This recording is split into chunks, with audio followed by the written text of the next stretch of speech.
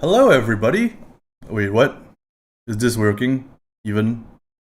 I think I might have muted the wrong thing previously. I might have coughed into the mic a few times during the introductory part. Apologies, I have a bit of a sore throat, as usual. Um, I'm not sure if I did actually, but if I did, I apologize. The mic is a bit further away from me than normally for a couple of reasons. I realized looking at my previous streams that like when I actually put the mic too close to my face, it kind of peaked a bit, and I was a bit concerned about that.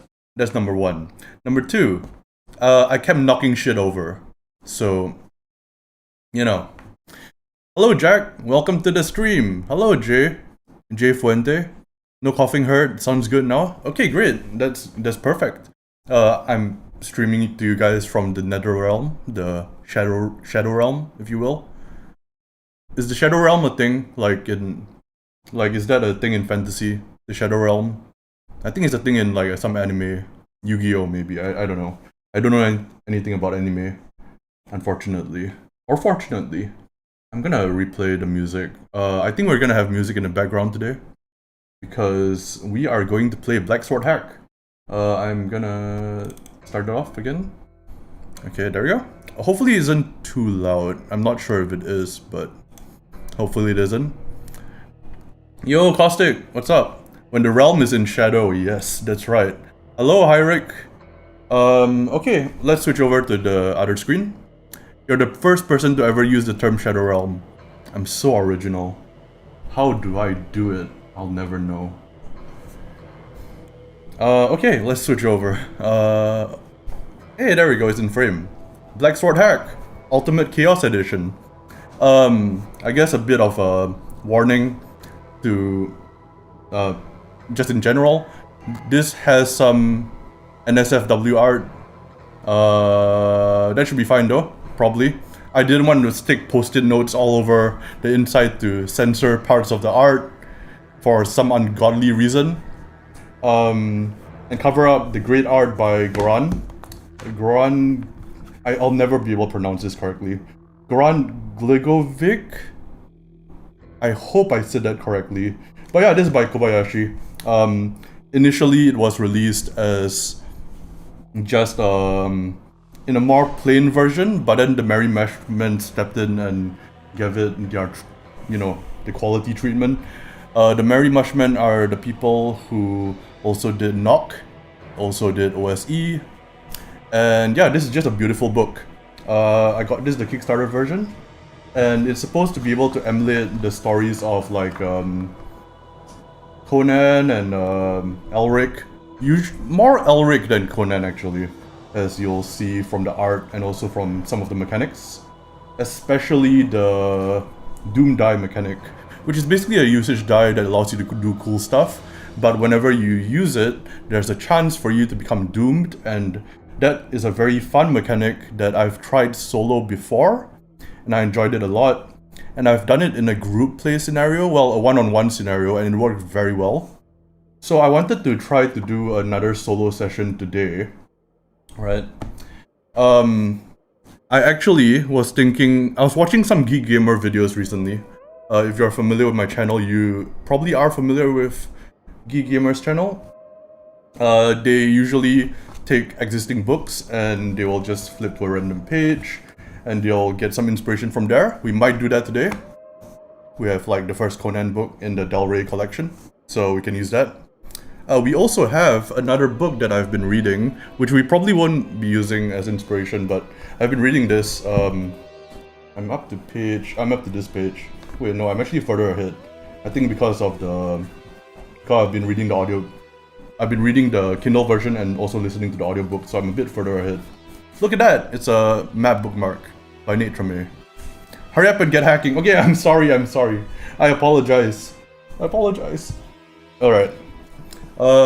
So today, I also wanted to try something a little bit different, so... Where the hell is it? Oh, there it is. Okay, so here's my character sheet.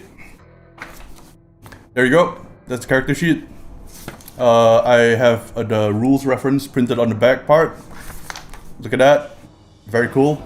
You can get this on itch. I'll leave a link in the description. Also, I have this awesome parchment paper. Oh, look at that, fancy parchment paper. We're using this to record our session. Hopefully we can get the entire session into like one piece of paper. I've been watching Horoscope Zine's videos recently, and they do this amazing job of encapsulating the entire session into like one page. Intrigued about a Doom die. Yeah, that is really cool. So there's actually a rules reference here where the Doom die can actually allow you to do stuff that affects your attack. Like for example, you can break the enemy's weapon, or you can pin them down, or you can shove them or sweep them, but you have to use the Doom die. And you can also use it to do sorceries. You can use it with tests with daemons and fairies and science even. It's pretty insane how they managed to use all of that with like one mechanic. And I think it's really cool. It's really simple to understand as well. That's it. I haven't played this system in, I think, a few months. Half a year maybe. Yo, Catherine! So I might get some rules wrong. And if I get some rules wrong, feel free to scream at me.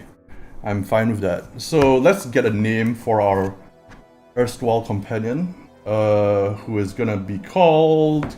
They're gonna be called... Oh, there's a solo section here as well, which is pretty cool. They're gonna be called... Where the hell is the names table? There was a names table, I swear to god. I'm not making this up. I'm not insane. There we go. Names by origin. Are we hacking the black swords? We are. That's a bit bright, and the light is kind of shining off it. I could turn off the torchlight on the camera, but let's see if that works. Oh, that's much better actually. You guys can still see that, right? Yeah, okay, cool. Shipoopy. I have no idea why I said that, but somebody in the chat said Shipoopy, so I had to restate it. Anyway, let's see. We'll name our guy. Gear sounds pretty good. Gear is a pretty good name. Name them Shipoopy. I will not name my character Shipoopy. We'll find something that is similar in tone to Shipoopy, and we'll use that. We'll use, there's nothing here that is similar in tone to Shipoopy. We'll use Steenrod. Remind me to bug you about Beneath later. Seems like it's a 6 solo thing. Just got it for Christmas. Nice. Hello, Hugo. Let us vote on the name. We definitely won't vote on Shipoopy. We'll name our character... Shipoop? No, that's even worse. That's way worse. Poopy? No, that's even worse. No, we're just gonna call them Gear. That's what we're gonna do. We're gonna call them Jack. We're gonna call them Jack. But like with a E at the end. The person who recommended, if you're watching this in the VOD, the person who recommended the name Shipoopy is called Jack. So this, I hope he learned his lesson from this. Anyway, our character is called Jack. Jack. Okay. Maybe we'll make it cool sounding by removing the C and be like Jack. Sure, whatever. Okay, cool. So that's our character name. Let's figure out their origin. So, oh wait, before that, actually, let's go through the character creation rules and let's just do this from scratch. I have not actually rehearsed this, as I don't rehearse any of my sessions actually, so it's kind of irrelevant to say. D6s. We are going to roll and find out what our character is like. So there we go, character creation. Okay, so we'll be rolling 2d6 and then we'll be looking at this, which I really like, by the way. Okay, I'm just gonna have a small aside about the mechanics here. I really like this. In Into the Odd, in the Black Hack, I think, in various systems, you just roll a 3d6. And then if you roll a d20 under that, you do the thing.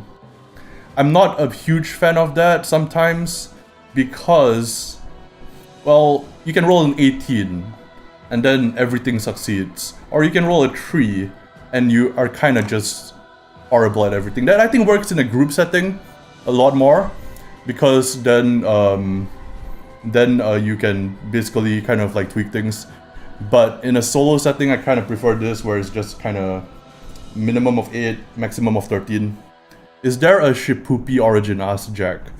We'll see, we'll see. I think we'll choose the thing closest to it, which is probably a mercenary origin or something. Let's start rolling our stats though. We'll do it like straight down the line, so we'll just see what we get. We got a 7, which is a 10 in our strength, so we're pretty average in that. Hopefully you can see that. Okay, next up, we got a 7, which is another 10 in our intelligence. Alright, dexterity. Oh, a 9. That's gonna be an 11. How exciting. Wisdom. That's gonna be another 7. These are a lot of 7s, a lot of 10s. Okay, next up, we got a 10, which is a 12 when translated over. And finally, our charisma. So this is a tanky guy. And we got an 8, which is an 11 for charisma. Okay, there we go. That's our stats. We're gonna choose an origin. So we can go with barbarian, decadent, or civilized. I don't think Shippupi is civilized. Wait, we shouldn't. Our name is not Shippupi, our name is Jackie. Jack. That's our name, not Shippupi. We're not going with that. We can be barbarian, civilized, or decadent. I think decadent sounds good. I think decadent's good. What do you guys think? Decadent? I have no idea. Oh yeah, by the way guys, guess who got to 2,000 subscribers today? That will be me. I'm a popular boy. That's me. So yeah, we'll do something to celebrate that, maybe, I'm not sure. Shippupi can be a nickname. I like barbarian. Yeah, let's go with barbarian. D20. Your character was born in a palace soon after raided by your adoptive tribe. Okay. Okay, so we were born in a palace and we were raided by an adoptive tribe. Okay, so we're going to go with a barbarian. So we are part of a tribe, but they're not our blood brothers per se. Okay, we're level 1, and I'm gonna make a bit of a change to this to make it more survivable, but we are starting at level 1. Okay, so origin is barbarian. That's basically that. For our background, you can choose to hide your origin and another one from any list. You cannot take 2 backgrounds described as unique. Oh, I'm sorry, Caustic. We already chose barbarian. Anyway, barbarian is pretty good. But we were supposed to be royalty, maybe? But now we are part of the Shippupi tribe. I hate that. I hate that so much. We'll write that down as a note. We are part of the Shippupi tribe. We'll write that down later on in here. Let's create the rest of our character first. I would like you guys, chat, to decide which of the 2 backgrounds we want. So we can be a berserker, which is pretty good. A chieftain, herbalist, hunter, raider, scout, shaman, storyteller, survivor, or wildling. So we can choose 2 of those, and then we can take 1 more from any list. What do you guys want? Wildling is my vote. I actually wanted wildling as well, so that's good. How about the next one? Herbalist. Okay, herbalist and wildling sounds good. So herbalist is you can create D6 doses of healing balm. Each one restores D6 plus level HP. Hallucinogenic drugs. Poison, D6 damage per dose. You need a long rest close to nature to replenish your stock. Plus 1 int. So we get 1 int. You're so smart. Okay. And we also get a wildling. So I'm gonna write this down. Herbalist. And what's the other one? Wildling. Okay, cool. Changeling, I don't think that exists in this universe. Actually, it probably does. But it's probably on the fringe of society. Wildling, you can take a long rest anywhere regardless of your situation. Oh shit, that actually ties in well to Herbalist because... Yeah, cool. +1 to con. So we can take a long rest anywhere, even in the wilderness. Synergistic. Very nice. I like it. Let's go! As the kids say, I think. The next thing that we need is another background. This one can be from Barbarian, Civilized, or Decadent. So Civilized we have Bodyguard, Bookworm, Diplomat, Inventor, I actually like that one, Legionnaire, Sophist, which allows you to lie to people, like bald-faced lies, and they'll just believe it, it's awesome. Street Urchin, Surgeon, Swordmaster, Assassin. Oh wait, it's right there! Changeling. Shit. I'm sorry. I lied to you. They apparently exist. Catherine says, gonna crash, talk to you later. See you, Catherine. Well, we have Changeling. Forbidden Knowledge, Pit Fighter, Snake Blood, Vicious, or Warlock. Well... Shit. You were abducted as a baby and raised by very different folk. Choose 2 fairy ties. We can be part of the Shipoopi Fae tribe. If we choose we're going with Changeling. Very cool. Yep, we'll go with that. Let's go with that. We start with 2 Fae ties. Let's see. Fae ties. That's page 42. Some of the page numbers are not actually accurate, unfortunately. But this one is, so we can choose 2. And we get +1 charisma. So we are pretty good at speaking to people, I think. Pretty good. Yep, there you go. +1 charisma. Alright. So for our fairy ties, we can choose 2 from this. As a human adopted by the Fae, you learned all about hunting and tracking, history and myth, courtly manners. So choose 2 of these. Philosophy and metaphysics, strategy and tactics, metallurgy and mining, or some other subject with the GM's approval. Roll with advantage when making a test relevant to your area of expertise. That seems pretty much tied in with our background. That seems pretty good. Let's see the rest. A barrel of wisdom. Oh shit! Necromancy. No, I like that. I like that. Cauldron of gold. You own a bunch of coins that just find your way back to you constantly. Oh. Shit, this is kind of crazy. Compared to the edition on DTRPG, is this just improved art/layout? Yeah, it's primarily that. I feel like there are some extra stuff in the appendices, if I'm not wrong. But I think it's primarily just that. All the main stuff is the same. Cold Iron Weapon seems awesome. We'll go with that then. What is it? You inherited, stole, or otherwise came into the possession of a legendary blade.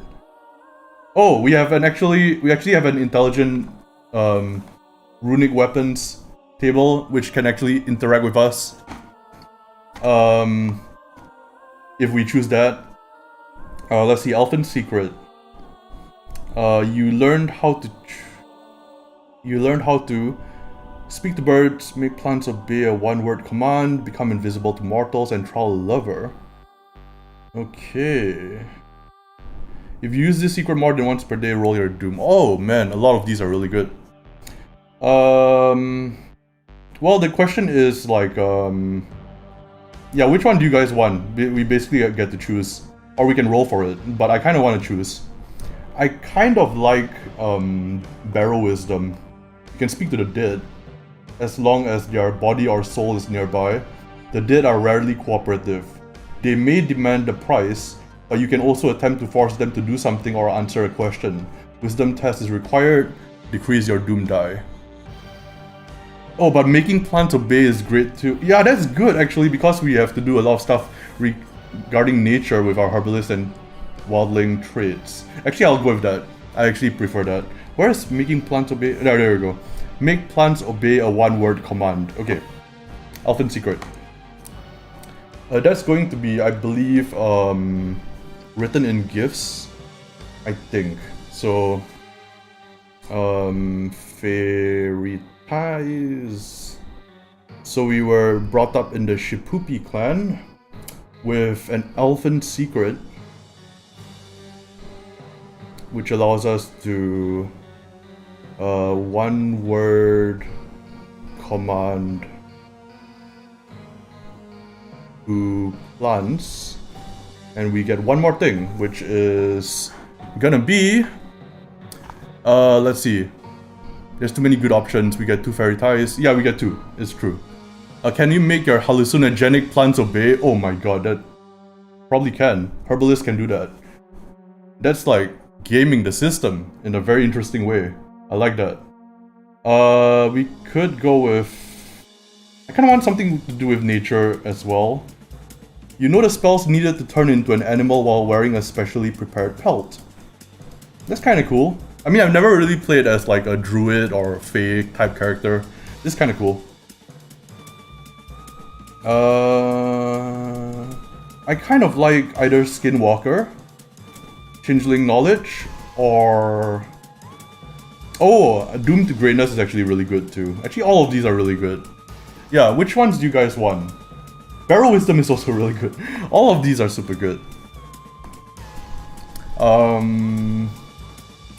Cauldron of Gold is really interesting. You own a magical gold bezant worth 100 coins that always finds its way back to your purse after 1d8 dawns. It is part of a treasure of immense value towards which it could lead you if you only knew the right charm. You might have to roll for it. Let's go for that. So 1, 2, 3, 4, 5, 6, 7, 8, 9, 10, 11, 12. And we roll Elfin Secret again, we'll just reroll. So D12. We got a 12, which is Witch Sight. You can see through the veil that hides the realms of fairy. Elves, trolls, and other magical beings are always visible to you. You may be able to see magical auras and detect illusions with a successful wisdom roll. This is the one that I don't want, actually. Because with a GM that can be like, oh, you can kind of make up whether there's elves or trolls, but as a solo player, that's kind of hard to say. But we could actually use that to our benefit, and we can actually make a story based around the elves and the trolls. So, you know what? We'll stick to it. Which side? Let's go with that. Let's see. Which side is cool too? A lot of RP opportunities. There we go. Yeah, I think so too. Which side? Which site? I saw through the veil. It's true.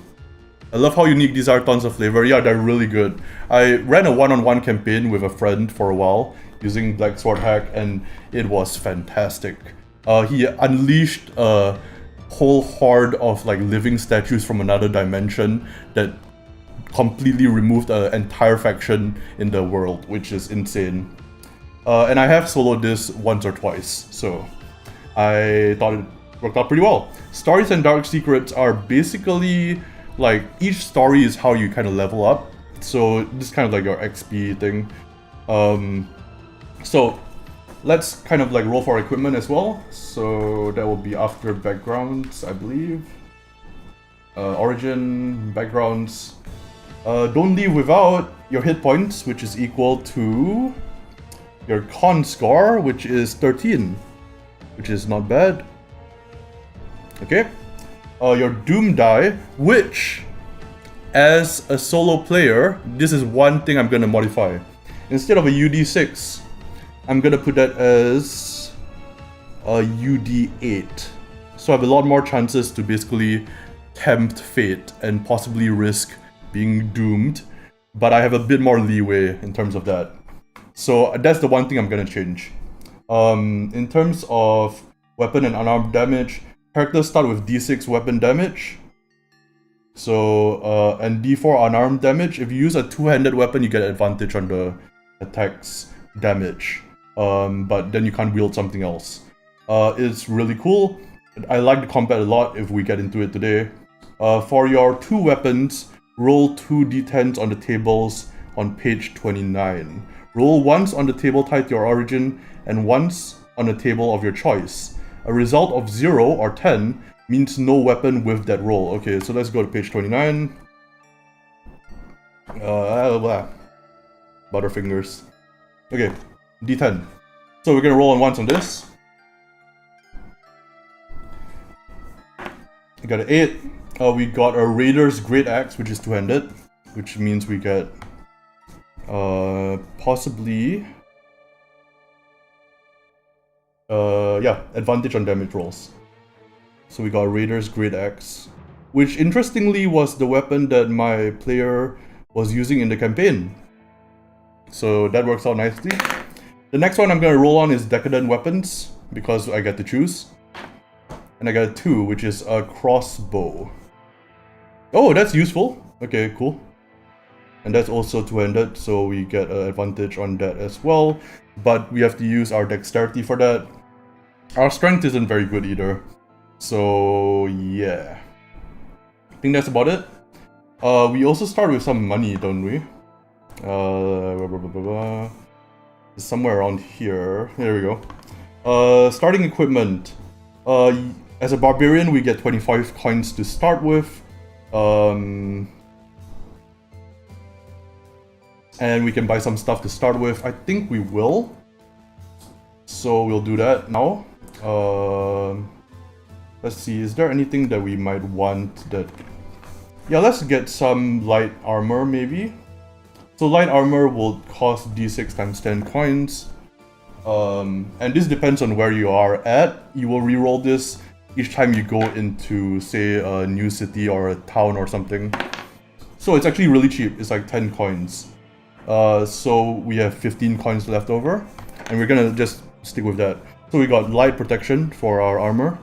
So that's really good. So that's light bracket 1. And we have 15 coins left. So I'll just write that down here. Okay, cool. You can't see all of that, so I'm gonna move this up a little bit. There you go.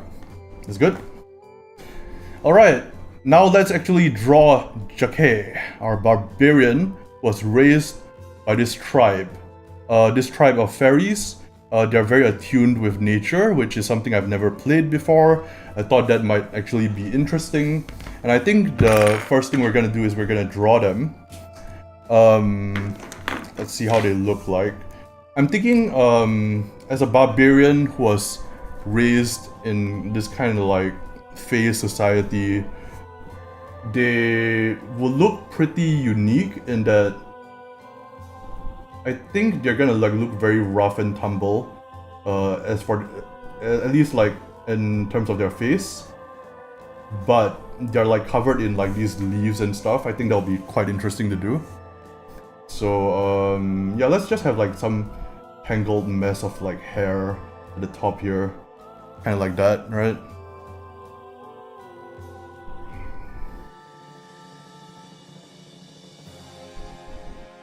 Yeah. Okay, let's go something like that. Maybe a bushy kind of beard and mustache. Looks kinda like a little bit of a hobo, which I guess they kind of are. Which is pretty cool. My hair in real life is very long, shoulder length, says Jack. I think Caustic has really long hair as well. I, on the other hand, just got my hair cut recently. Check it out! I feel naked without my cap, so... Okay, leaves. So we're gonna draw some leaves down there. Okay, like that. And maybe some like kind of like vines and going through like that, yeah. That looks pretty cool.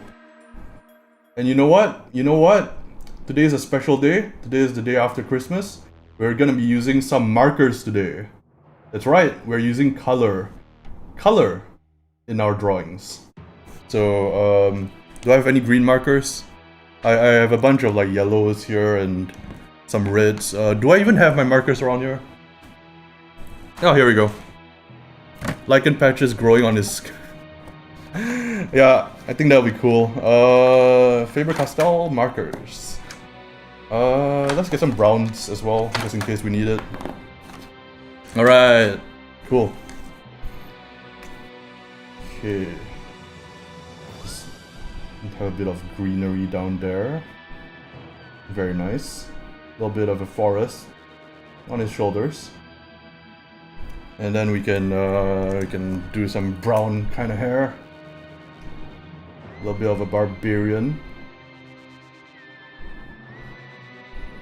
Okay, while we're doing this, let's actually think up like, how are we gonna actually start this whole thing?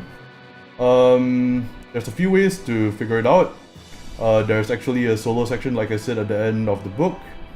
But I kind of want to do something that ties into their background, more or less, you know? So I was thinking, maybe I could just ask chat if there are people here, which there are. What do you guys think? Do you guys have any ideas for where we want to start? Or if you don't have any ideas, or if nobody replies, I'm just gonna make up something, or roll on this, depending. That might have been a bit too dark, actually. Like look at how dark that brown made it. I might just use orange in future, but that's okay. Let's see how dark the orange is actually. Let's do like something like that. Oh, that looks kind of cool. That looks kind of neat. We're trying all sorts of different things. It's gonna be 2024 soon. We're trying all sorts of new techniques here at the Chowclips Funhouse. It's the new name of my channel now, I guess. No, I take that back. We're not naming the channel Chowclips Funhouse. Sounds terrible. I think that's good. Looks kind of cool. Okay. Are these Faber-Castell markers any good? I want to get them, but I wasn't sure if they are just oversized water-based markers. I haven't really used them all that much, to be honest. I did use them to draw some stuff for a gift, I think, a few months back, and they worked pretty well. I don't have that much experience with markers, so I'm not sure. But I will say this, Copic markers have these beat, unfortunately. Also, I think I am going to actually turn on the torchlight. There you go. Just so you have a better view of everything. It's kind of shining in my eye, but I'll deal with it. I think this allows you to kind of have a better view of the drawing as a whole. So we'll kind of just use that.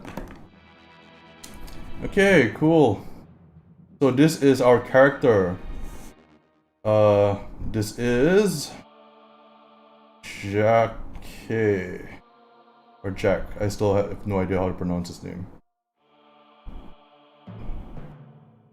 So they were basically initially royalty, and then they were kind of taken in by this Fey barbarian tribe. So I'm gonna write that down. Fey barbarian. Would be prince, maybe. Would be prince. There we go. Okay, cool. Alright, so I kind of like the idea that Jacques was taken in by this new family and was separated from his old family from birth, but now some of the royalty are coming back, invading this Fey barbarian faction, and Jacques has to kind of like determine his standing within all this, whether he wants to go back to his original real family or whether he wants to stay with the Fays. I think that might be a good kind of like starting point. Let's see, somebody wrote something, maybe the Fey family finally told him about his beginning, how they stole him, and he decided to leave. That's another good starting point, and I think I actually prefer that. Maybe he heard something about a lead, basically, back to his original kingdom that still has a holdout somewhere in the kingdom, in the region, maybe. Hello, welcome to the stream, Secondary Electron. So I think that might be a good kind of like starting point. That he decides to leave the Fey barbarians, leave his adoptive family, and I don't think there's any hard feelings about it is just that he kind of wants to meet his original family. But is there any hard feelings? Actually, we'll roll that. So we'll just do it as a 50-50 chance. No, not at all. So Jake actually is still very, in tune with his Fey Barbarian tribe. However, he does want to meet his original family. So what I'm thinking is that is a pretty kind of like emotional scene, which we're not gonna roleplay out, where he basically leaves his village and heads out into the wilderness with the aim of getting to a city. So what is this city that he's trying to get to? So there are a bunch of ways of generating out areas in this book. One of them, one of the tables, which I find very interesting, there's a ton, is in the creating your world section. There is a section here for who is your antagonist and what do they look like. So I kind of like the fact that the antagonist is tied to the forces of law. I think that kind of like suits this kind of thing pretty well. We have this like barbarian and they are going up against the forces of law. So we'll just roll that. We got a 5. The spirit of an ancient king changing bodies every century. Oh, I like that. Maybe they were the son, one of the sons of this ancient king who changed bodies every century, and he was able to escape during the raid by the Fey barbarians. But they are actually the villain, so to speak. So he does want to meet his original ancestors. Does he know that they are essentially villainous? I'm gonna roll that as a 50-50. Oh, he definitely knows. So he kind of wants to meet them and kind of like come to terms with it. I think that's an interesting premise, where he does want to meet his ancestors, but he knows they're basically horrible villains. So, let's see here. So the main antagonist is the spirit of an ancient king, changing bodies every century. So I think what we'll do is we'll just write this down as a note. Let's see, where can we write it down? Let's do this. Son of... I'm just gonna call him the Emperor, because I'm creative like that. Because there never was any other Emperor. Not for millennia, because of the fact that they can change bodies every century. So what does the Law's troops look like? 4. The Sun Hussars and their Fire Lancers, see page 44. Okay. So they're referring to the bestiary here. I think they might have gotten... Oh wait, the Sun Hussars in page 44. I think they might have gotten the page number wrong here. So could be in the bestiary maybe? Let's see. It's not here either.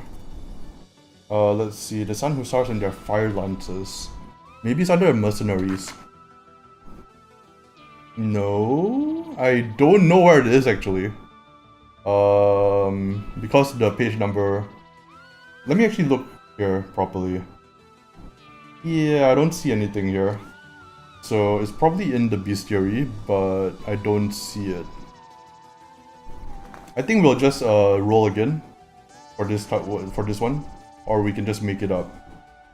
Yeah, let's just roll again. Let's see. 1. Golden Legions, named after the Emperor's children. There you go! I like that. So, the Golden Children, or the Golden Legion.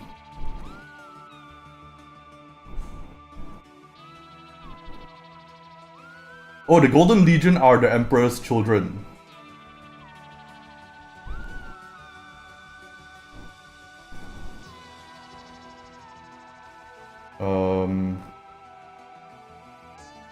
it says named after the Emperor's children, but I think it's a good idea to have it be the Emperor's children who are basically brainwashed and trained. So basically Jake was able to evade this fate. And all of the Emperor's children are actually his brothers and sisters, and they are making up this army called the Golden Legion. I think that's a pretty cool idea. So let's draw what the Golden Legion might look like. I think they might have like some kind of mask of some kind.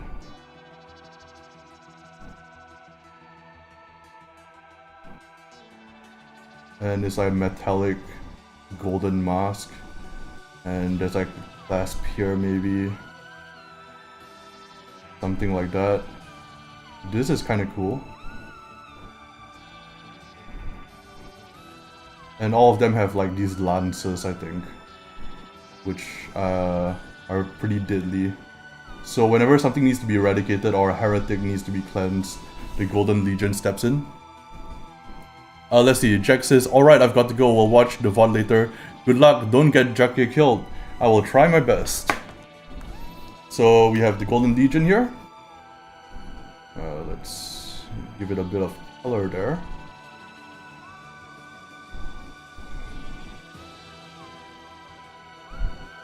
Should have probably let that ink dry a little bit, but that's okay. Let's put some orange for the highlights, or the core shadows rather. Something like, yeah, let's go with something like that.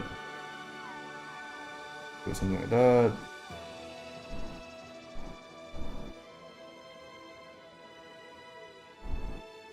And there we go. That is the Golden Legion. So, Jake was the son of the Emperor, and he was able to evade this fate from being thrust upon him, being part of the Golden Legion. So that's kind of why we know that Jake does not have any ill feelings towards the Fey barbarians for essentially kidnapping him as a child. Because of this, because the alternative would have been he would have been brainwashed and he would have been trained to be a warrior serving the Emperor. However, I think what we're gonna start with is that he wants to confront this fact. He wants to confront his past. And in order to do that, he has to find a way to confront the Emperor. I think that's an interesting start to all of this. So the question is, where does Jake start from? There is a bunch of stuff here for creating several different types of towns and stuff. And I think the ones that the Fey Barbarians will fit under will be either the Northern Raiders, or I think there was one more, the Pict territories. So the Picts basically are part of the unconquered lands and have managed to repel all invaders so far. And I think that's pretty interesting. So we'll roll on this kind of like rumors chart, kind of, or an adventure seed chart, and we'll see if we can get anything that kind of fits in with this. If not, it will be a side quest of some sort, or something else. Let's see, 6. As punishment, Pict shamans transform criminals into animals and let hunters go after them. Once you recover your human form, the hunt is over.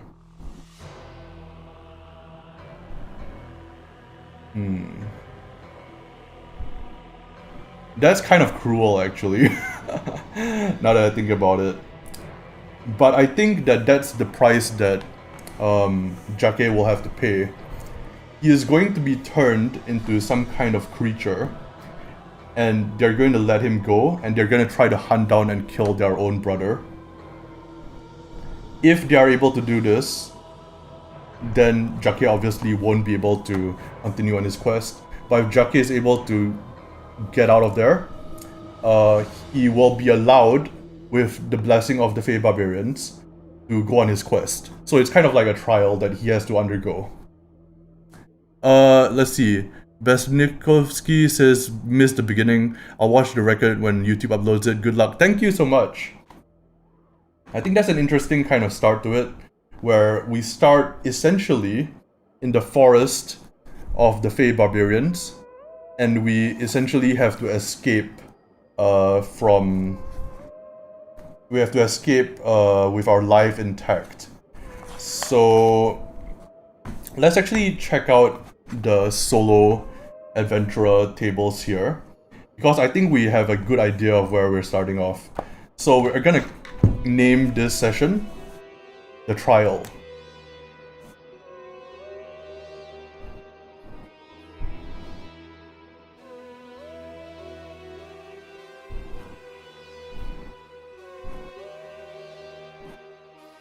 So, on one hand, Jake wants to confront his past. He wants to meet the Emperor. He wants to essentially confront the Emperor. But leaving the Fey Barbarians involves a trial. And the trial involves him being turned into some kind of creature. They'll hunt after Jake within, let's say, a day or two. Let's see, 1 day or 2 days. 1 to 3 is 1 day, 4 to 6 is 2 days. Within 1 day, he will turn back into a human, and if he survives this, he will be allowed to go on his quest. So, let's start. So, what I'm gonna do with this is, like I said, we're looking at the solo adventurer stuff here. There's some prologue stuff, and there's some title stuff, and a bunch of other stuff here for advice. But I think the main thing that you can find of use here is actually the Dark Gods Oracle. So we can actually roll to see what is the theme and subject, and we can roll to see whether there is like any unexpected event or stuff like that. So we can roll a d66. And my question is there any other twist to this in terms of like the trial? Is there any strange twist to it that we will have to confront before the trial is over? 14. Desperation, subject. 44.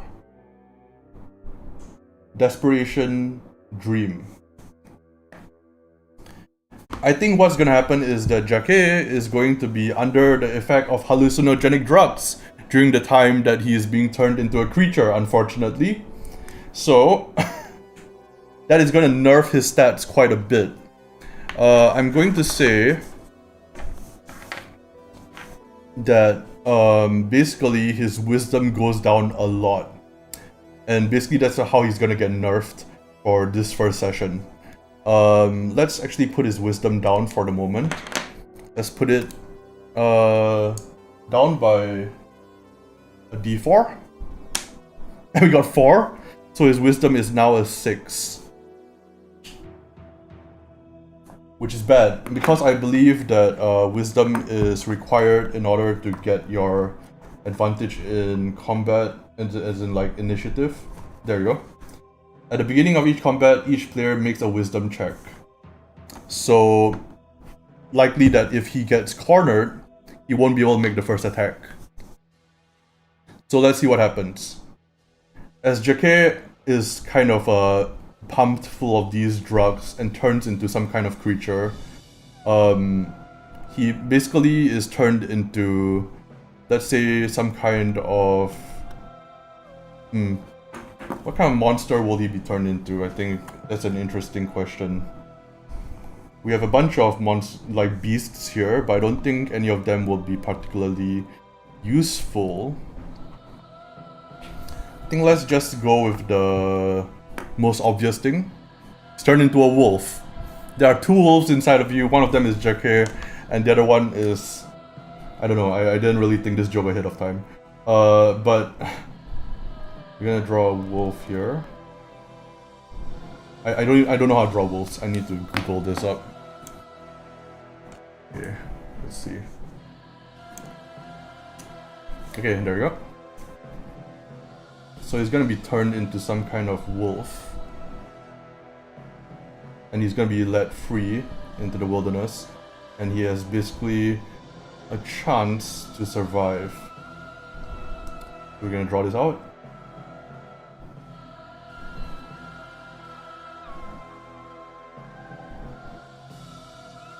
Okay.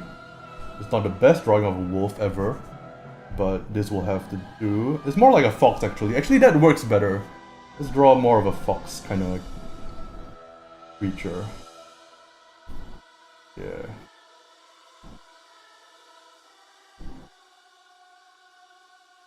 Okay, so Jackie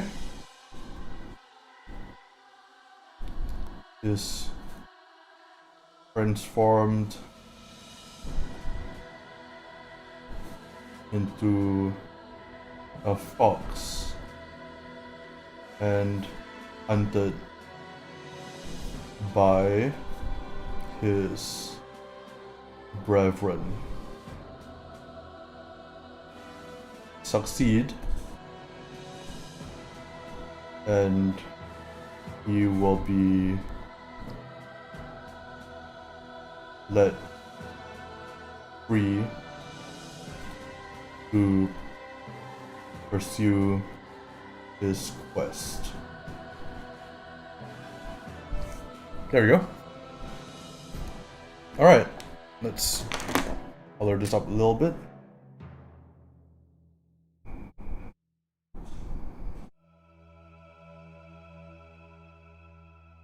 Just a little bit, just enough to kind of give it that hint of dimensionality. Make it look a little bit more interesting. I've been trying to figure out how to integrate more drawing and more, you know, just visual aids into my solo RPGs. And I think that this is actually a good way of doing it. It does slow things down slightly, but I actually enjoy the process quite a bit. So there we go. We're gonna give the wolf, well, the fox, yellow eyes. There we go. Okay. So, Jackie is turned into a fox, hunted by his brethren through this forest. We will basically have, let's say D4 plus 1 waypoints that he has to get to escape the forest.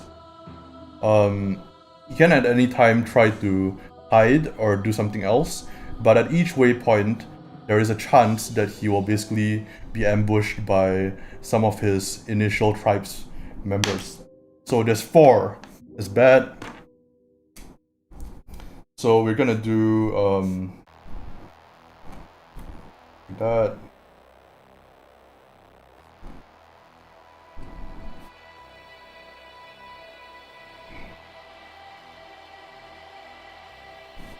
And this final path is freedom, essentially. So I'm gonna label these out. 1, 2, 3, 4, 5. The way I'm gonna do this is I've been watching a bunch of Horoscope Zines videos recently, and I like how they basically make it so that you kind of make your own tables as you're playing. And I've been kind of inspired by that, so I wanted to try a more freeform way of solo playing. I like the approach versus sheer walls of text and a notepad. Yeah, I've been trying this out and I kind of like it because afterwards you do get a nice little, you know, visual reminder of the session. And it's kind of something that you can look at and it's kind of pretty.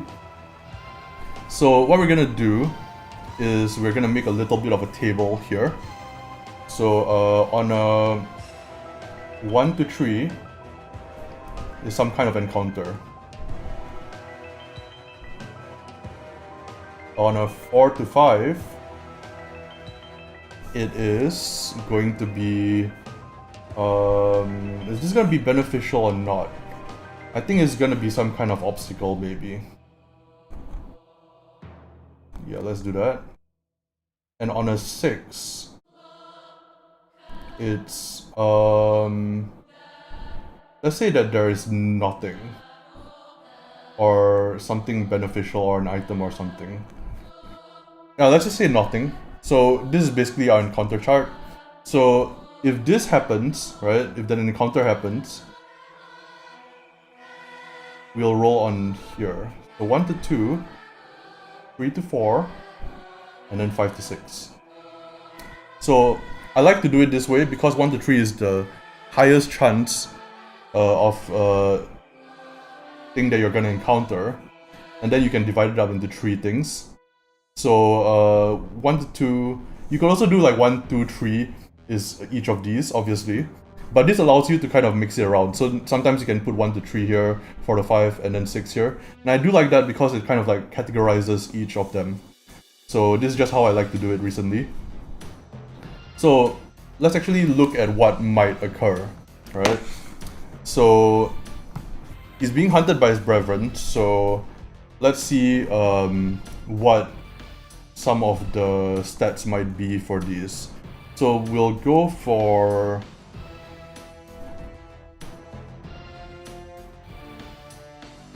Primordials, Mercenaries, Sorcerers.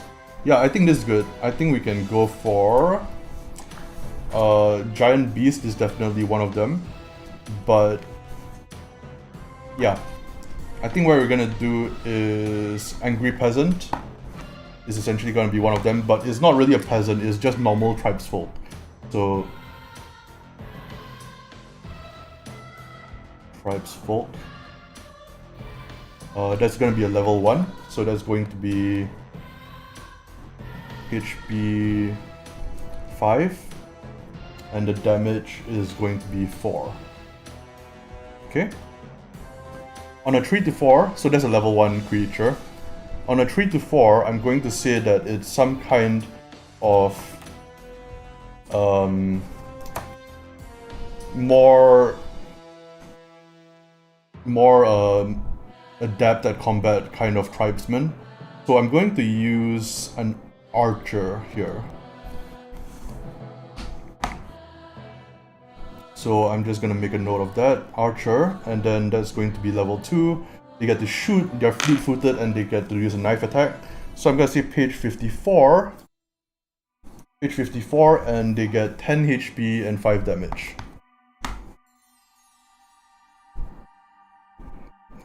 Page 54, HP 10, damage 5. And finally, they might not even meet one of their tribesfolk, or it could be a tribesfolk who is turned into a giant beast.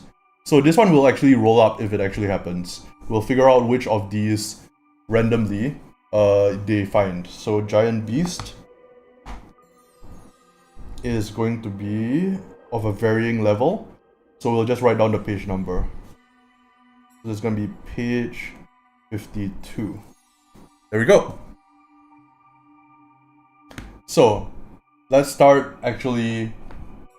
Oops, sorry, I kind of moved the camera a little bit. There we go. Let's start rolling. So as Jackie is let free, he's given a bit of a head start through the forest, the carnivorous kind of forest, and then he's gonna be hunted down. So he's given a little bit of time as kind of like fair play, but we're gonna start rolling. First up, he finds some kind of obstacle. So for the obstacle, we're just gonna use the Dark God's Oracle here. We're not going to actually going to make a list for that. We're just going to roll a d66. So 65 corruption and 26 architect is a trap. So he finds some kind of trap that was set up by the Fey Barbarians. Is he wise enough to be able to spot this trap, given the fact that he was drugged? Probably not. That's going to be under a 6, essentially. So if he gets a 7 or over, he's going to fall prey to whatever this trap is. But 13, he's going to fall prey to the trap. I'm going to say that this trap is going to deal some amount of damage to him straight up. there is a bunch of stuff he can do here. So firstly, what kind of trap is it? Is it an arrow trap? Let's say, is it a pit trap? So no. Is it some kind of like tripwire trap that results in an arrow being shot at him? I'm gonna say this likely. So yes, and so it's gonna shoot out an arrow directly at him whenever he crosses a certain threshold. He does not recognize this, and he's gonna trip the wire. He's gonna have to pass a dex check, otherwise he's gonna get damage for, I'm gonna say, for 2 damage. And this is gonna be a bad start to it. He gets a natural 20. He doesn't get damage for 2 damage. He gets damage for 4. So, here's the thing though. He can use his Doom die, and he can try to evade it again. Because the Doom die has several uses. One thing that I like to homebrew myself is that I like to make it so that you can actually re-roll things using the Doom die. And that's not in the actual rules itself, I believe, but I think it makes sense in a solo fashion. So he can only use the Doom die a few number of times. After it gets to 1 to 2, it's actually going to start reducing to a d6, then a d4, then nothing. So we're gonna roll that Doom die, and we're gonna roll another time. So they got 1 to 2, which they did. Oh, this is bad. This is already going really bad. So it's already a UD6. So they're unable to call upon their Doom die well enough, but they are going to be able to reroll again. So they're gonna try to essentially evade this arrow that's being flung directly at their face. They got a 5, so they were able to evade it, but they are going to get closer and closer to being doomed. So if they are doomed, what actually happens? If you're doomed, you roll everything at a disadvantage. So it's incredibly, incredibly dangerous to get doomed. So keep that in mind. We are currently at hit points 13 out of 13 because we were able to dodge it by using our Doom die.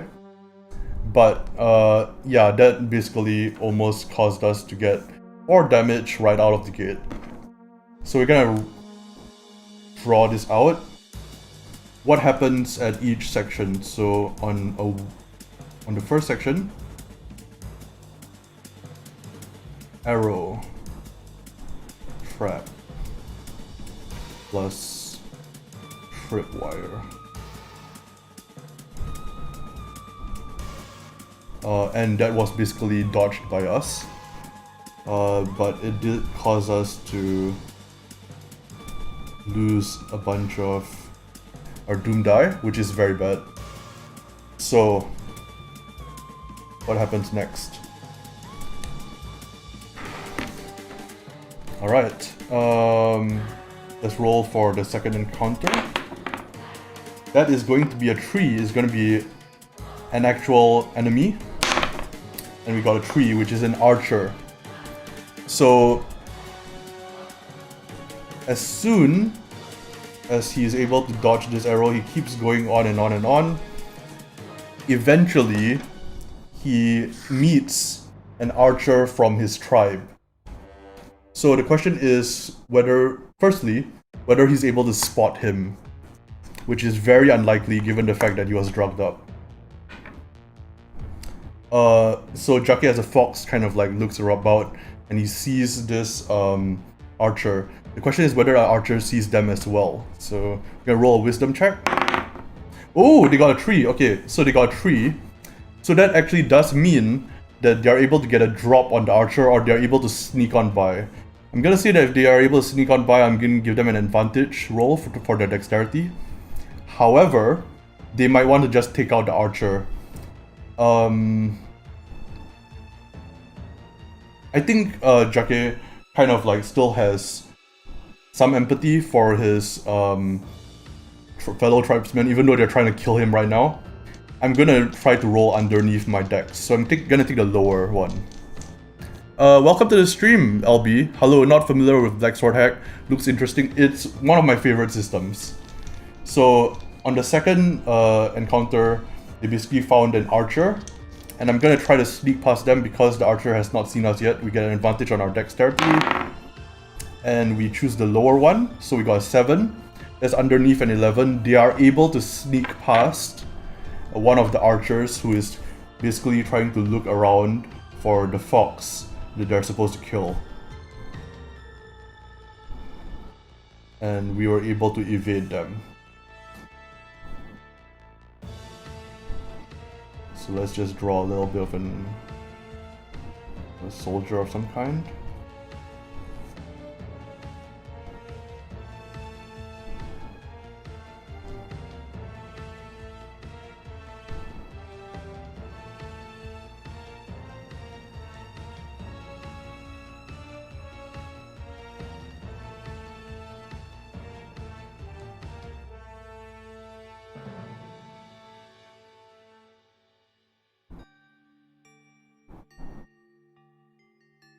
We were able to evade this soldier, thankfully. I think possibly Jake kind of like recognized that this soldier is one of his buddies, and he doesn't want to get into a fight if he can handle it, if he can help it. So he's gonna sneak on by, and he was able to successfully do it. Firstly, because the archer actually did not see him to begin with, and Jake didn't want to get the drop on this archer. So first two are good to go. Let's roll the next one. 1, an encounter. And 4, it's another archer. I'm gonna say, is it the same archer? That's likely. And pick the higher value. No, it's not. So it's not the same archer. How many archers are there this time? I'm gonna roll, I'm gonna say it's 1 to 2. Especially since they have a higher level than Jake. So on a 1 to 3 is 1, on the 4 to 6 is 2. It's just one archer. It's a different one this time. So the question I have is, does Jake actually like this one?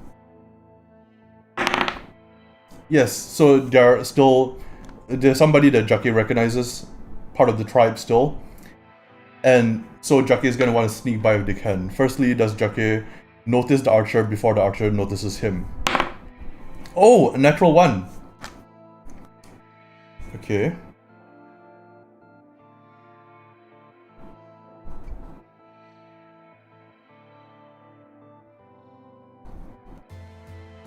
So he's actually able to recognize the archer from far away.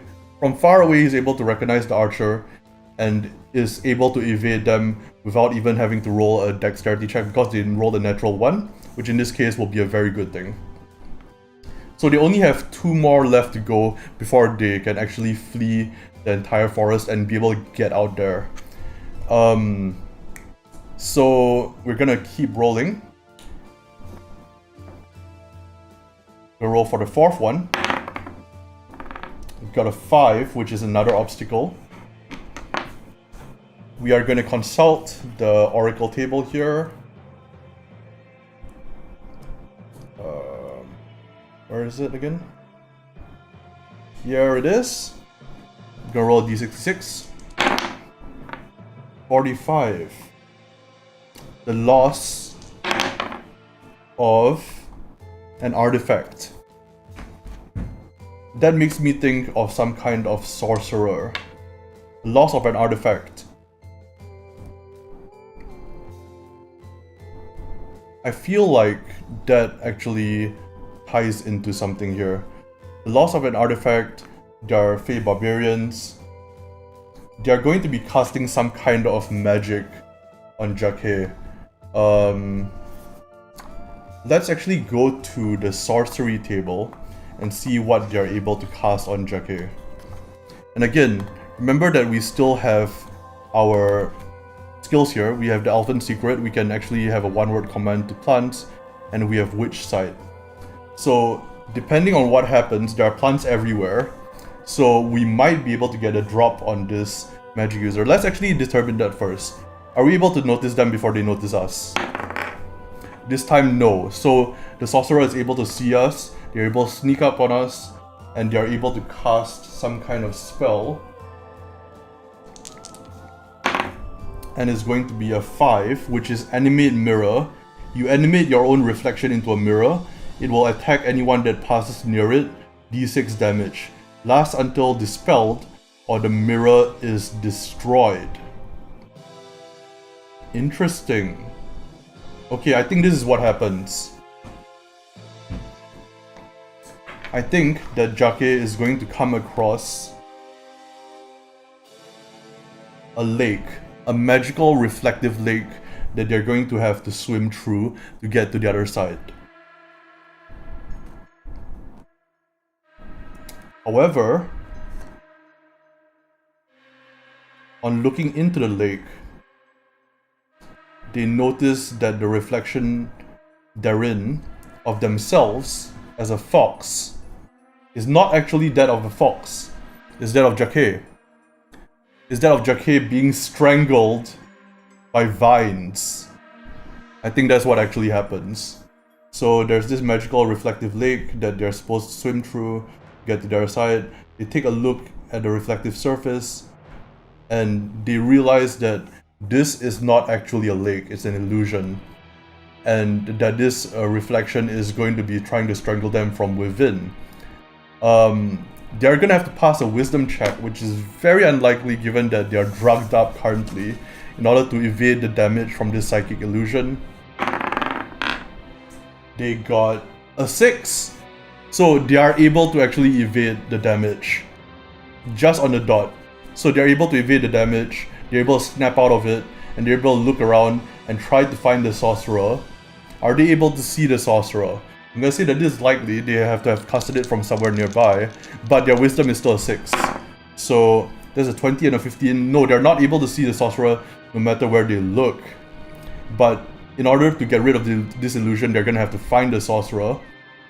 I'm gonna say that this result means that they were unable to find the sorcerer until it's too late. The sorcerer has gotten the initiative on them and is going to start attacking them. The level of the sorcerer, I'm gonna put them at a level 1. So you're gonna say it's a HP 5 and damage of 4 because they already have these magical powers. I'm gonna say here it's casted by a sorcerer, which is HP 5 and damage of 4. But I'm also going to say that they can try to trick Jake. And I'm gonna say that on a 1 to 3, they're gonna attack. 4 to 5, they're going to do some kind of spell that requires Jake to try to dodge it with his wisdom, which is not very good. So paralyze. And I'm gonna bracket that as wisdom. And on a 6, they're going to try to burn Jake alive. So burn. And that's going to just be a constitution check, I think. Let's see what happens. So they get a drop on us. Let's see what they're gonna do. 3. They are just gonna straight up attack us. We're gonna have to roll underneath our dexterity for this. We got a 14. They are gonna be able to hit us for 4 whole damage points, which is bad because we only have 13. They are able to come out of the shadows and stab us through. And we are gonna have the chance to retaliate right about now. And I think it is time to actually take out our fairy ties and use our elfin secret. So whenever you use something or some kind of magic in Black Sword Hack, remember that you have to use your doom die. So I'm gonna go over to fairy ties here. Let's see. Elfin secret. You can do this. If you use this secret more than once per day, roll your doom. You can actually I can do it once with no ill effect. So I'm going to whisper to the vines and the leaves around me. I'm gonna whisper the word strangle. And what I'm gonna try to be doing here is I'm going to try to basically paralyze this sorcerer so that I can actually attack them easier. So, sure enough, that actually happens. The vines come out and try to grab at the sorcerer, and they try to basically hold him in place. I'm going to be able to attack with an advantage. So I'm going to roll my strength. And basically, whenever a turn happens in Black Sword Hack, you get 2 actions. And if it's the same action, you roll your Doom die again, and you do the same action. So you can attack twice, for example. However, in this case, I'm just doing a spell, and then I'm just going straight into attack. So I'm gonna try to hit them with my Raider's Great Axe. That's gonna be a hit. And then I'm going to try to do damage on them. There's gonna be 2d6, take the higher because it's a two-handed weapon. And I do 5 damage. They have 5 HP. This immediately takes out the Fey Sorcerer. And choking on the vines, they basically gargle blood and die. So the Fey Sorcerer, let's do a little drawing of them. What do they look like? I'm just gonna make them a hooded kind of figure. And bushy beard, kind of like us. Something like that, maybe.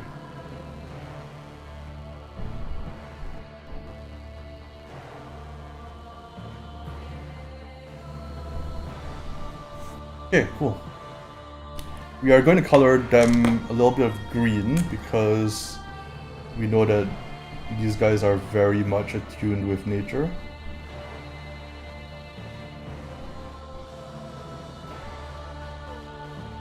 Okay, there we go.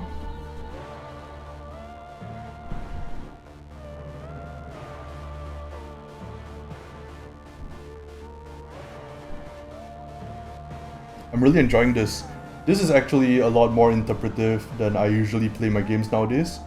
But I was feeling in an interpretive mood for today's session, so this kind of fits exactly what I wanted. Okay, cool. Let's draw their beard as well a little bit.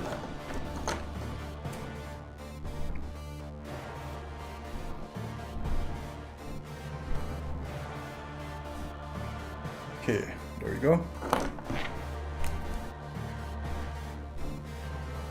So we basically killed this sorcerer after paralyzing them. Let me just get the lake also colored up real quick.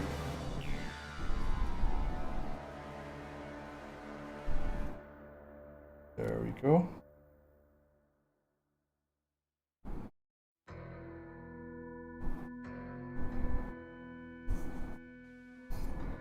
Alright, we're good to go. One final obstacle and we are out of the forest and we can continue on our way unhindered by our former tribe. One last roll. We get a 5, which is an obstacle. One last obstacle. That's going to be a 53. Let's see here. 53 is ignorance. 22. Ignorance of an ally. Interesting. Is an obstacle that's an ignorance of an ally. I think this could be interesting. We come across a giant beast. Unbeknownst to us, it is actually one of our friends, one of our best friends from the tribe, but they are disguised as some kind of giant beast. So that's on page 52. We need a check to see whether we even recognize them, or what they actually are, or whether we're just gonna try to kill them. So it could be a bear, a boar, a crocodile, scorpion, etc. 1, 2, 3, 4, 5, 6, 7, 8. So we're gonna roll a d8. 4. We meet a giant scorpion.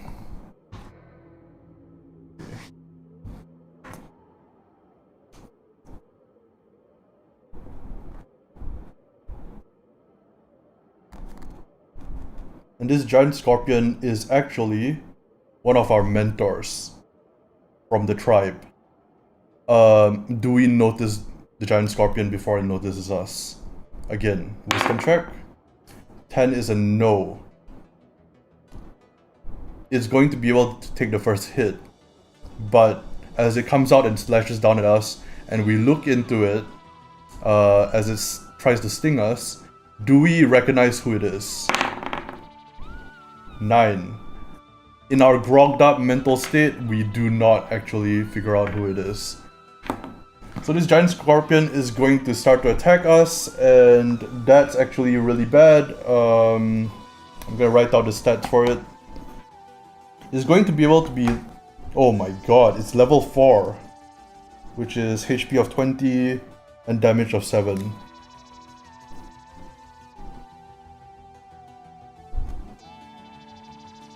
Okay, that's really bad. It can hypnotize, grab, or swallow.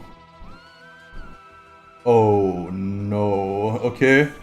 We'll make a table for this, so it can just attack us directly. Or it can hypnotize us, grab us, or swallow us. So we're gonna do a 1 to 3. It's just a regular attack.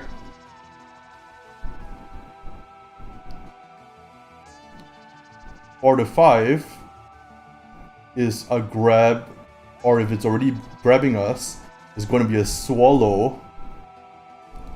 And 6 is going to be hypnotized, which means we cannot attack it directly. It's going to make one attack to start off with because it got dropped on us. It's looking rather grim. Yeah, it is kind of looking rather grim. Let's see. Oh shit. What was that again? I didn't check. What is the stat required to test for that? They are going to try to grab us, which is a dexterity check. Let's see if they're able to grab us successfully. No, they're not. Okay. They try to grab at us and we're able to jump out of the way of this gigantic scorpion looming over us. We're able to take our turn. We're gonna have to use the Doom die here. So we can tell... I'm gonna do it twice actually. First thing I'm gonna do is I'm gonna tell the leaves everywhere around this scorpion to basically hold it down via its tail. That is going to require me to roll the Doom die because I've done it once already.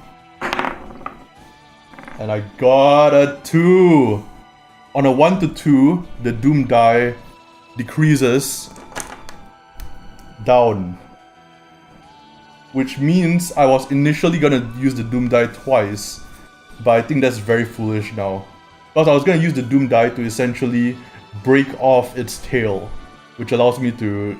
It allows me to do that, but... I'm not gonna take the chance, I think. Should I take the chance? No, I'm not gonna take the chance. No. Okay. Okay, I'm just gonna do a regular attack. Advantage because they're being paralyzed right now. I'm gonna say they're paralyzed for D6 turns.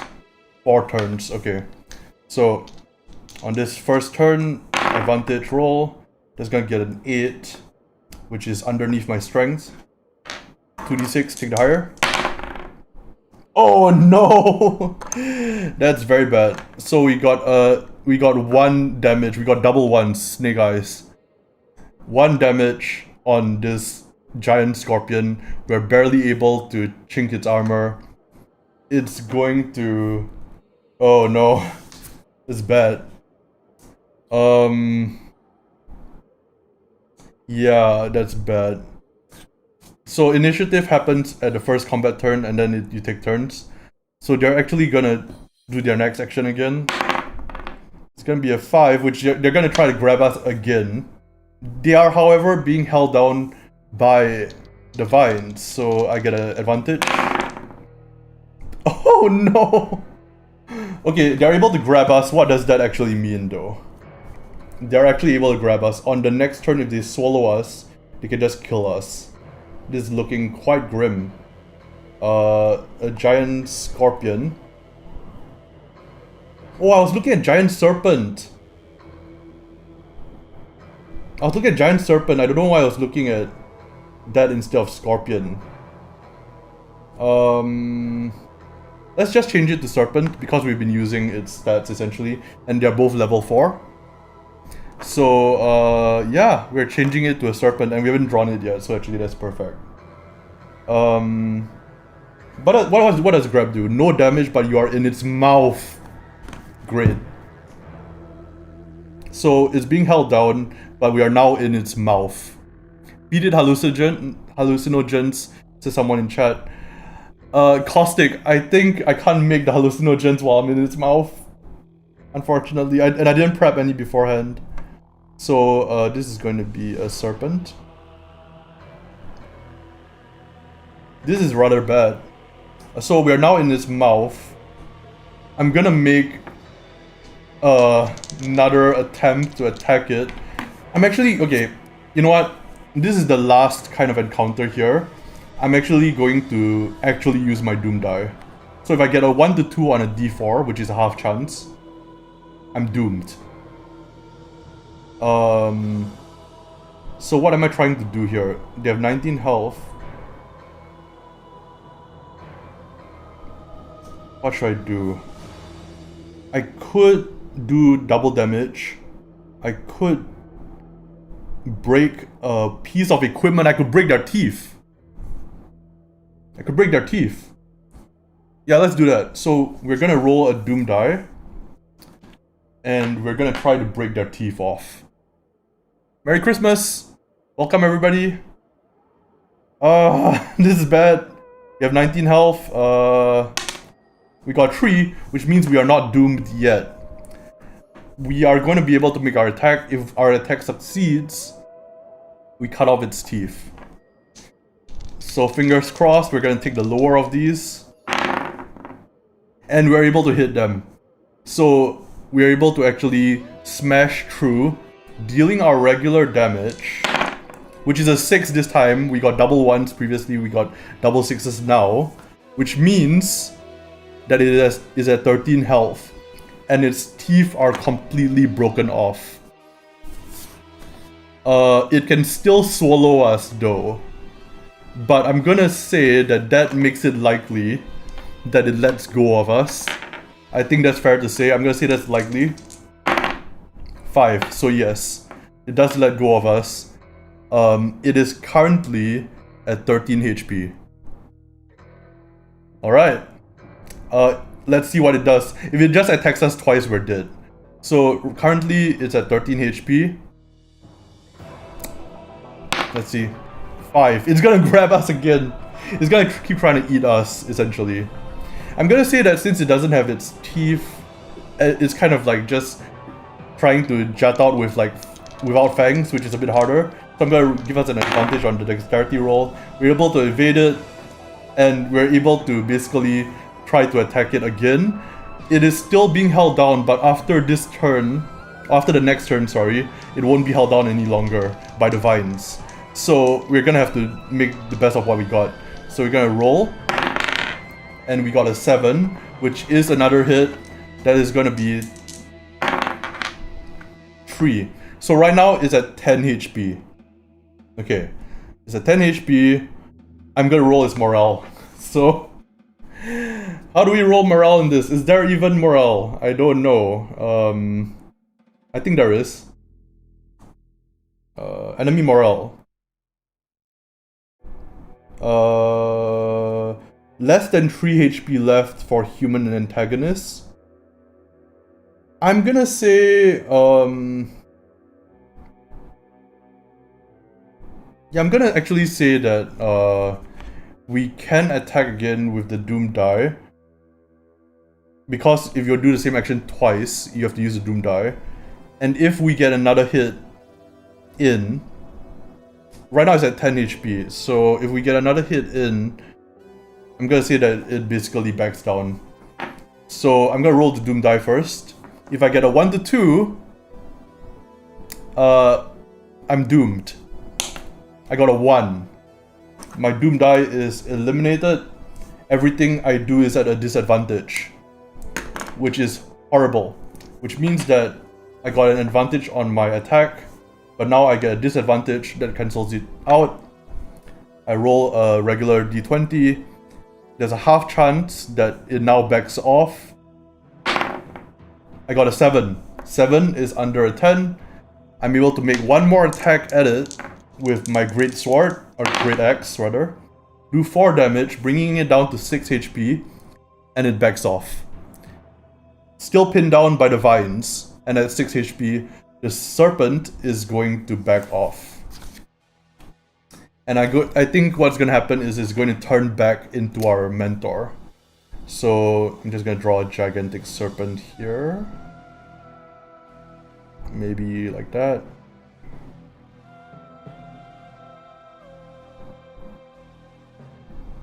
That's a horrible serpent, but you get the idea? Yeah, that's terrible drawing. Oh well, it's fine. Looks nothing like a serpent. It's fine. Okay, just do some hatching there. Okay, cool. It turns back into our mentor, and it congratulates us. You have passed the final test, and you are now free to go on your mission. We will miss you dearly, says our former mentor, as they turn from this gigantic serpent back into their normal human Fey barbarian form.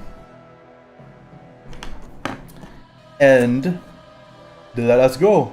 We are allowed to pursue our objective, which is to find the Emperor and confront him about our past. Cool!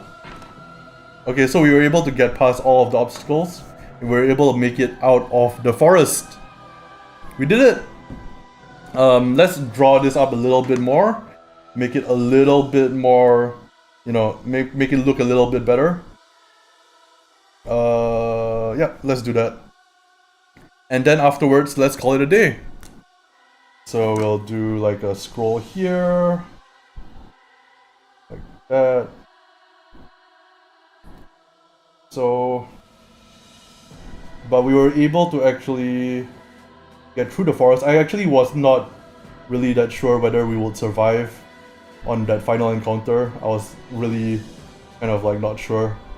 But we did it, so that's cool. Let's see, tribes, folk, archer. I think that's good to go. I'm trying to figure out how we're gonna illustrate this. So that it's like divided into several sections here. Yeah, let's do it like this. Then like that. Gotta be bold with your marks. There we go. And then we'll just kind of like do this final bit here. We'll do... Yeah, sure, why not? Let's do like a thing separating this part from that part. So we'll do a rectangle here. So I hope everybody enjoyed that. We're basically done with our first session of Black Sword Hack. I'm not sure if we're gonna continue it. We probably will, I think. But I'm trying not to make any obligations towards myself or the need to edit things. So I'm not sure whether it will be a edited video per se, you know? Like, I think we'll continue it on stream, but I'm not sure whether I'll edit it down. As for the solo hex crawl that I have been doing, that's Caverna's challenge, that one is actually going to be edited down. At least I've edited down the first session. And I'm going to be editing the second session later on today or tomorrow, I think, if I get enough time to do it. Let's see. You did it. I was seriously thinking Jackie was gonna die. Great session. Thank you so much. Thank you all so much for coming by. I really appreciate it. How should we... Yeah, let's just kind of like do a bit of like kind of cracks here and there. Do that.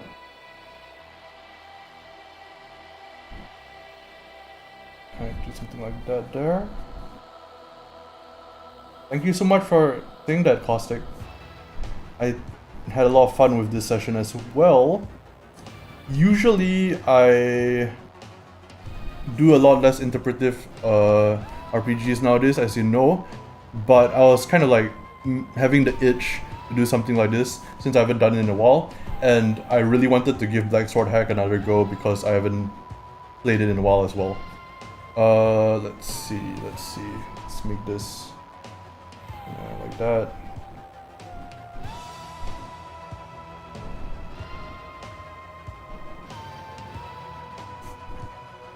Okay, I think we are done. So again, thank you everybody for coming by. Usually I end off these streams by, thanking each person individually, but a lot of people came by today. A bit too many to thank everybody individually, but thank you all for coming by. I really appreciate it. I am going to finish up this drawing off stream, then I'll post it up or something. But yeah, if you guys like the content, let me know, because I was thinking about whether I wanted to do more of this kind of RPG or more of the hex scroll RPG, and I might have time for both, but it does mean that like I'm gonna do like half instead of sticking to one in particular. So let me know whether you guys like the more interpretative style or the more procedural style. And of course I'll take into account my own preferences as well, but I just was curious what you guys like watch. Yeah. Thank you guys so much for watching, and I will see you guys next time. Goodbye!